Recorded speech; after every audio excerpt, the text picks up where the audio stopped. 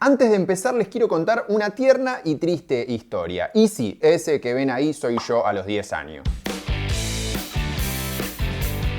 A esa edad uno no tiene grandes intereses más que ver la tele, jugar a la pelota, qué sé yo, lo típico. Sin embargo, a mis 10 años mi madre ya me había introducido en el maravilloso mundo de la música.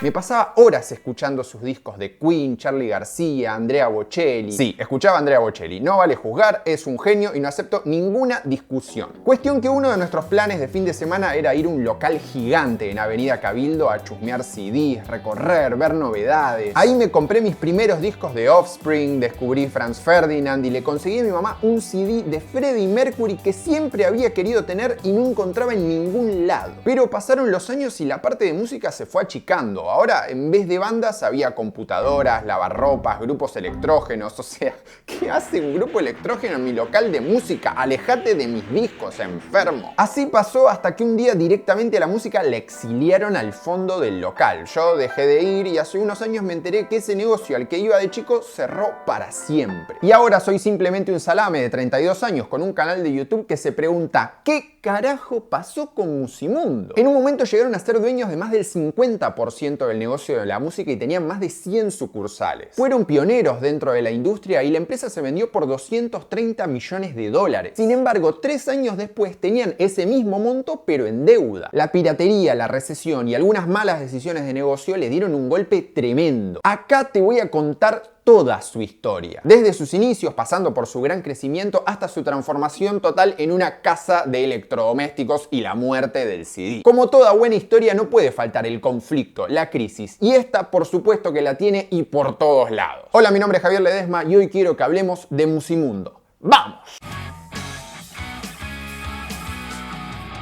Antes que me digan, ay no Javi, ¿no tenías un iPod? Existía Ares, Emule. Yo nunca entendí un pito de cómo descargar música de internet. O sea, aún hoy a los 32 no entiendo cómo descargar un torrent, no sé qué es. Así que hasta los 16, 17 años yo tenía un Discman, llevaba los CDs al colegio y con eso escuchaba. En un momento me compraron un MP3, pero una vez me lo olvidé en un pantalón, fue al lavarropa y bueno, chau MP3. En fin, creo que la intro fue suficientemente larga, así que arranquemos directo de lleno con la historia. En mayo de 1945, la familia Garber se muda al barrio porteño de Villa Devoto, más precisamente una casa sobre la avenida Beiró. Don Elías Garber era un cuentenic, lo que en yiddish vendría a ser como un vendedor ambulante. Él iba a una cooperativa y compraba la mercadería que la gente del barrio le pedía, desde ropa hasta muebles, lo que sea. Cuestión que en la parte de adelante de la casa ellos tenían como un jardincito que lo reconvirtieron en un negocio con 2 locales para poner en alquiler. Un día estos comercios se fueron y a la esposa de Elías se le ocurrió poner un local de música. Así fue que hicieron un acuerdo con RCA Víctor como proveedor y en 1952 abrieron Elgar, que era una tienda de vinilos ahí adelante de su casa. El emprendimiento anduvo bien hasta que en 1961 Don Elías muere a los 51 años y la familia no sabía qué hacer con ese local. En ese momento su hijo Natalio, más conocido como Chiche, estaba estudiando medicina y decide dejar la carrera para dedicarse a levantar el negocio familiar. Durante varios años él manejó ese negocio solo, hasta que recién en el 67 tomó un cadete y abrió otra sucursal enfrente de la estación de tren de Villa del Parque. Hice la señal así porque la tengo acá a 6 cuadras la estación de Villa del Parque, entonces sentí como necesidad geográfica de indicar hacia allá. Pero bueno, ustedes no lo están viendo, así que no les importa eso. Como todo iba bien, después abrió otro local, y un cuarto y un quinto, pero la particularidad es que cada emprendimiento tenía su propio nombre. Al mismo tiempo, en esa época, Don Chiche se mete en el negocio discográfico con Tono Disc, que le produjo discos, por ejemplo, a Riff, Manal y muchas otras bandas. Pero en 1982 Garber decide unificar todos esos emprendimientos bajo un mismo nombre que es Musimundo y así crea su propia cadena. Ese mismo año también pasa algo revolucionario para la industria musical, porque nace el Compact Disc, o sea, más conocido como el CD, y se cree que Chiche fue uno de los pioneros en traerlo. Él empezó a importar no solamente los CDs, sino también los reproductores de CD para poder tener mercado. De a poco Musimundo fue creciendo con más ventas, ventas, más locales, y su explosión, claro, se dio justamente en los 90. Pasó de vender 20.000 discos en enero del 92 a 300.000 en diciembre del 93. Y si hablamos de facturación, pasó de tener ingresos de 6 millones de dólares en el 92 a 340 millones en el 97. Además sumó otros productos como libros, cosas de informática, vendía también tickets para recitales, y parte de esa gran expansión se dio gracias a un ejecutivo en particular. Gustavo de Trápaga venía del mundo de los supermercados y entró como CEO de Musimundo en 1995 y se lo describe como la persona que convirtió a la empresa en un gigante del negocio. Durante su gestión la compañía aumentó en un 58% su productividad y pasó a tener casi la mitad del negocio de venta de música. Musimundo tenía más de 60 locales, pero no es que era solo un fenómeno porteño, porque tenía también sucursales en Córdoba, Neuquén, Santa Fe, Mendoza. Sin embargo, todas las decisiones pasaban por Chiche, que era el único accionista y manejaba todo con un perfil súper bajo. Y tener 10, 20 locales era una cosa, pero tener más de 60 y en varias partes del país era algo más complicado para manejar de manera tan centralizada. Es más, unos años después de Trápaga, en una nota con Clarín, dice: en los tiempos de Garber todo pasaba por sus manos. Musimundo ya había crecido mucho y era imposible que todos los temas se concentraran en una sola persona. En el 96 ya había tenido varias charlas para tratar de vender la empresa, pero ninguna se había concretado. Sin embargo, a fines de los 90 el panorama era otro, porque además había llegado Tower Records para tratar de disputarle o competirle en el negocio. Así que en mayo de 1998 Chiche Garber le vendió Musimundo al grupo Excel por 230 millones de dólares. Después de la venta, Chiche se quedó en Buenos Aires por unos años, pero con la crisis y el corralito se mudó a Uruguay y desde ese momento vive allá. Pero esta gran operación abrió otra etapa en la historia de Musimundo. En este canal ya hemos hablado varias veces de lo que fue en esa época el rol de Juan Navarro y el grupo Excel, que creo que amerita un video aparte en algún momento, porque muchas de las empresas que compró terminaron endeudadas o concursadas.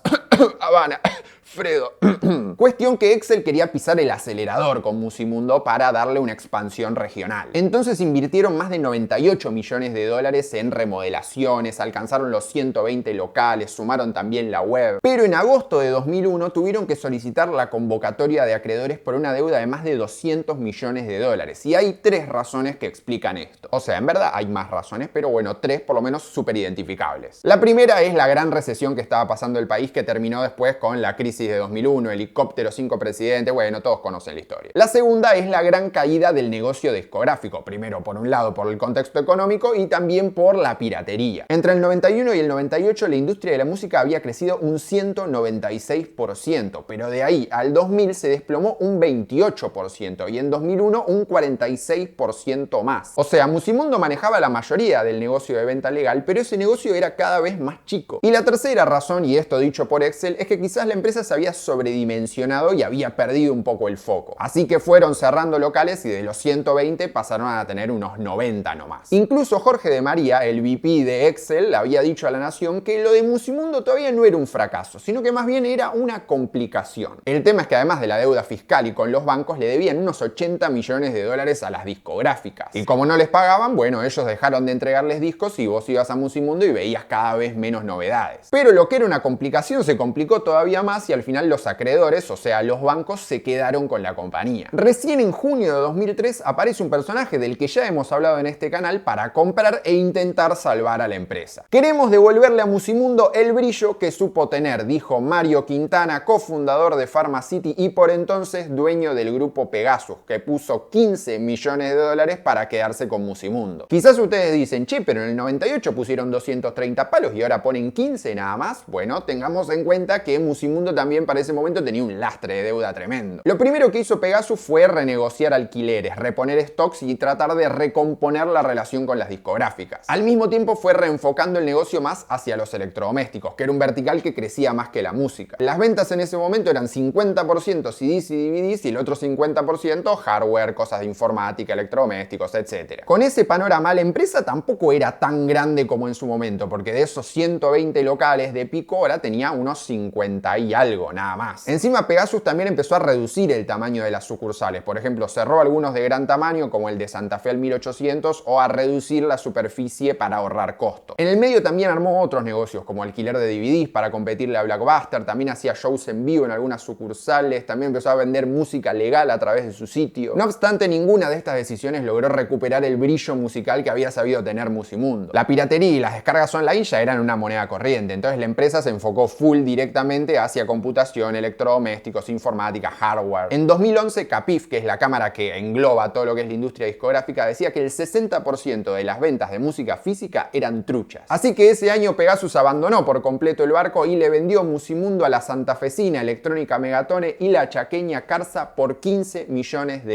Estas dos empresas, con la rafelina Avenida Bazar, eran las dueñas de la cadena Megatone y querían usar a Musimundo como caballito de batalla para venir a Buenos Aires a competirle a Frávega, Garbarino. Electrónica Megatone y Carsa no manejaban toda la empresa juntos, sino que se habían repartido locales y cada uno administraba el suyo. Y esto es relevante porque en junio de 2018 Carsa se presentó en convocatoria de acreedores por una deuda de 3.000 millones de pesos con los bancos. Ellos decían que era por un tema de contexto, que la micro, que la macro, que un problema financiero. Después explicaban que ellos le debían a los proveedores no entregaban stock, entonces ellos no vendían. Toda esta crisis de Carsa terminó con el cierre de unos 40 locales y uno de ellos era ese de Avenida Cabildo, al que yo iba cuando era chico. En octubre de 2019, Electrónica Megatone absorbió 37 sucursales de Carsa para frenar un poco lo que eran estos cierres, estos despidos y también reabrir algunos de los locales que la chaqueña había cerrado. Cuarentena de por medio, recién en 2021 Carsa logró reestructurar 2.500 millones de pesos de deuda con bancos y más de 900 millones de pesos con los tenedores de obligaciones negociables. Para 2023 parecía que iba todo más o menos encaminado. Ellos decían que tenían en total 250 sucursales abiertas, también habían lanzado un negocio creo que para vender seguros, tipo seguro de vida, cosas así. Pero en enero de 2024 me enteré que cerraron definitivamente un local que tenían en Junín, así que no sé, vamos a ver cómo sigue esto. Quizás puede ser un cierre y ya, perdón por la gente de Junín, pero también puede ser algo que se está cocinando, así que hay que estar atento a esto. Sin embargo, ese Musimundo que supimos conocer y disfrutar ya no existe. Ese que tenía las vitrinas llenas de discos, que tenía esos aparatos para poder probar música y escuchar un tema ahí en el local. Y quizás esto va a sonar medio viejo, pero a veces extraño esos momentos, porque eran pequeños momentos en los que era feliz, ahí viendo discos, yendo con mi vieja. Ya sé que ahora todavía existen disquerías, que si querés tenés en el teléfono toda la discografía y listo. Sin embargo, son experiencias, no sé, sensaciones, y a veces algunas cosas se tratan solamente de eso. Esto fue todo, espero que les haya gustado. Si así fue, como siempre les digo, déjenme un pulgarcito acá abajo. Si de alguna manera también quieren colaborar con este canal, con este proyecto, pueden mandar un cafecito, va a estar mi usuario acá abajo en la caja de la descripción y yo les voy a dejar por acá los contenidos relacionados y nosotros nos vemos la próxima.